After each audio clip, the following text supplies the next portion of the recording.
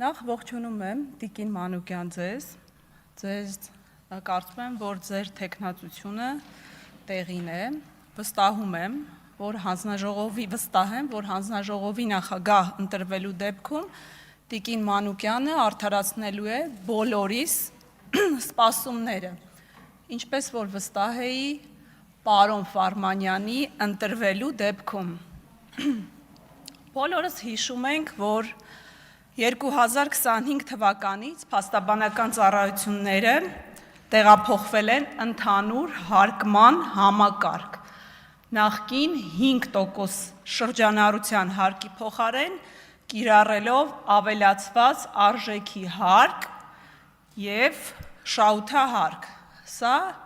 էականորեն բարձրացրել է ոլորտի ընդհանուր հարկային բեռը։ Բոլորս իհարկե հիշում ենք, հարգելի գործընկերներ, հատկապես քաղաքացիական պայմանագրի գործընկերներ, իսկ ովքեր էլ որ տեղյակ չեն կամ չեն հիշում, պետք է հիշեցնեմ։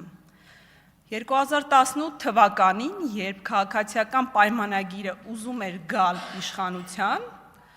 և ձեզ ոստիկանության կողմից զանգվածաբար տարաբնույթ բռնությունների են ենթարկում, ընդհուպ մինչև խոշտանգման աստիճան, Փաստաբանական պալատում ստեղծվել էին տարբեր խմբեր, ովքեր ջանք չէին խնայում գիշեր ու զօր ձեզ իրավական օգնություն տրամադրելով։ Այդ ժամանակ դուք դեռևս սոցիալապես անվճարունակ խավ էիք հանդիսանում։ Եվ երբ արդեն, խնդրում եմ չընդհատեք, արձագանք կունենաք, Մի ընդհատեք, հարգելի գործընկերներ, տեղից մի ընդհատեք։ Հա, դուք շարունակեք Տիկին Գասպար։ Եվ երբ անցավ, եթե կա մեկը, որ կհերքի, որ ձեզ տրամադրվել է օգնություն, գուցե Տիկին Հակոբյան ձեզ չի տրամադրվել, բայց այստեղ նստած մեծ մասին տրամադրվել։ Տիկին Հակոբյան, մի ընդհատեք, մի արձագանքեք ու մի ընդհատեք։ Դա իմ խոսելու իրավունքն է։ Եվ երբ արդեն անցավ 5 տարի, դուք դարձաք վճարունակ, կայացաք, դարձաք սոցիալապես ապահով խավ և լինելով ժողովրդասեր իշխանություն, ինչպես դուք եք ձեզ համարում, սոցիալապես անապահով խավի կարիքները այլևս ձեզ հետաքրքիր չդարձան։ Մինչդեռ այս շրջանում ձեզանից արդեն նշեցի, ինչպես շատերը, վիճակի չէին անգամ միջին վիճակագրական փաստաբանի ծառայություններից օգտվելու և դրա համար հոգալու համար։ Մինչդեռ փաստաբանները այո, այդ ժամանակաշրջանում կանգնեցին ձեր կողքին։ Այդ որոշումը ընդունելիս, երբ որ քննարկվում էր այդ նախագիծը, դուք հաշվի չառաք, թե ինչքան սոցիալապես անապահով խավ կար, ովքեր օգտվում էին Հանրային պաշտպանի գրասենյակի ծառայություններից։ Սակայն այդ որոշումը ընդունելուց հետո Հանրային պաշտպանի գրասենյակի շահառու չեն կարող լինել քաղաքացիական, հատկապես և վարչական գործերով, ինչի արդյունքում բազմաթիվ անապահով անձինք մնացել են այսօր անպաշտպան, քանի որ բոլորս գիտենք, որ Հանրային պաշտպանի գրասենյակ ներկայացող քաղաքացիները ֆիլտրվում են և կա համապատասխան համակարգ, ովքեր որ չեն համապատասխանում այդ կանոններին, չեն օգտվում անվճար իրավաբանական ծառայությունից։ Երբ փաստաբանները բողոքի ակցիաներ էին անում այդ հարկման բեռի ավելացման հետ կապված, մտահոգությունները կայանում էին հենց դրանում, սոցիալապես անապահով խավի կողքին կանգնելը, ինչպես որ արել էին 2018 թվականին։ Իհարկե, ես չեմ հավակնի ֆինանսա-բյուջետային մասնագիտական, խորագիտական վերլուծություններ ներկայացնել, քանի որ այդ ոլորտում պրոֆեսիոնալ չեմ, բայց ինչ վերաբերում է փաստաբանների հարկային բեռի ավելացման միջոցով պետական բյուջեի եկամուտներն ավելացնելու մոտեցմանը, այստեղ անհրաժեշտ է արձանագրել մի քանի սկզբունքային հանգամանք։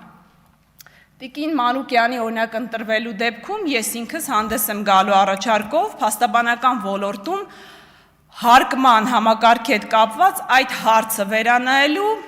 ասեմ ինչու, քանի որ փաստաբանը արդարադատության համակարգի առանցքային մասնակից է եւ նրա ծառայությունների հարկային պայմանները ուղղակիորեն ազդում են քաղաքացիների, հատկապես սոցիալապես անապահով խավին իրավաբանական օգնություն տրամադրելու հնարավորության վրա։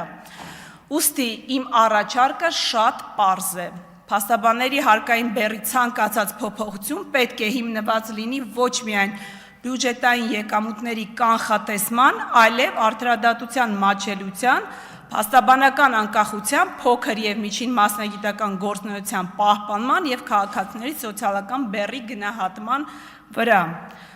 Որևէ մեկս չենք ասում, որ պետական բյուջեն չպետք է համալրել, բայց ոչ այնպիսի գնով, որի արդյունքում քաղաքացին ստիպված է լինելու ավելի թանկ վճարել իր իրավունքների պաշտպանության համար։ Հարկային քաղաքականությունը չի կարող անջատ լինել մարդու իրավունքների ապահովման նպատակներից եւ պետք է համապատասխանի համաչափության եւ կանխատեսելիության սկզբունքներին։ Հետևաբար հարկային քաղաքականության արդյունքում իրավաբանական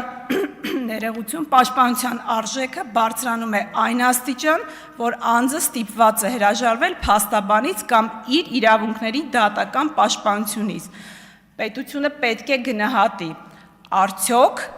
բյուջետային լրացուցիչ եկամուտը համաչափ է այն սոցիալական եւ իրավական հետևանքներին, որն առաջանում է քաղաքացու համար։ Շնորհակալ եմ։ Ի վերջո, անկախ եւ ֆինանսապես կենսունակ փաստաբանությունը իրավական պետության կարևոր երաշխիքներից է, իսկ արդարադատությունը իրականում մատչելի է միայն այն դեպքում, երբ քաղաքացին ոչ միայն իրավունք ունի դիմելու փաստաբանի, այլև ունի այդ ծառայությունից իրապես օգտվելու ֆինանսական հնարավորություն։ Ուստի փաստաբանական գործունեության հարկային բեռի խնդիրը միայն փաստաբանի վճարած հարկի չափի հարց չէ,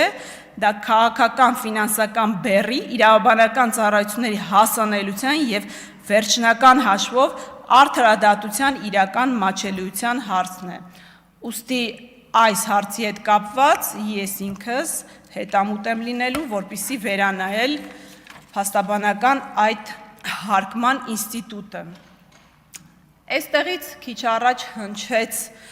այսպես եթե չեմ սխալվում, հարցը վերաբերում էր Վրաստանի հետ կապված տոկոսադրույքներին եւ մեզ խորհուրդ տրվեց, որպեսզի արհեստական բանականության միջոցով ստուգենք, եթե օգտվում ենք դրա հետ կապված տվյալներ։ Շատ լավ։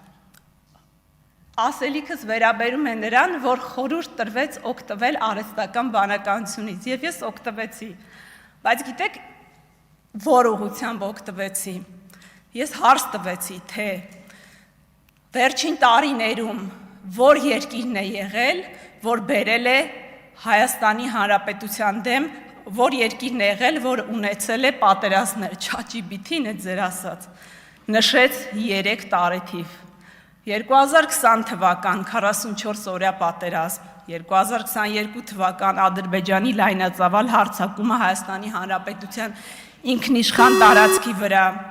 23 թվական Ադրբեջանի ռազմական գործողությունը Արցախի դեմ, եւ այստեղից խոսք է հնչում, անցյալը մի հիշեցրեք, մենք, մեր խմբակցության անդամները, ամենավառ երազում չենք ուզում հիշել ձեր 5 տարվա անցած անցյալը։ Շնորհակալություն։